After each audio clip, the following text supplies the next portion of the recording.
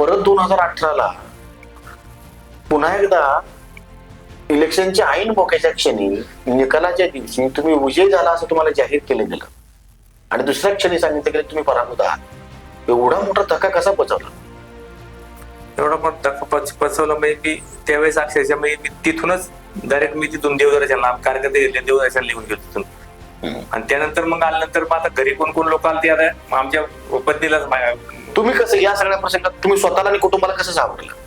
कुटुंबाला सांभाळण्यापेक्षा मी बाहेरच्या जनतेला जास्त सांभाळायची गरज पडली मला.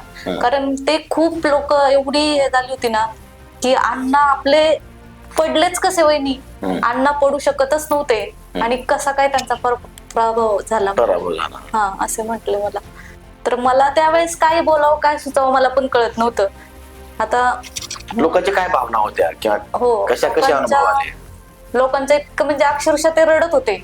आणि वहिनी आज आम्ही घरात आमची चूल पण पेटवणार नाही, आमचे अण्णा पडू शकत नव्हते पण पडले, ते आम्हाला सहनच होईना तो धक्का, असं मला ते बोलत होते.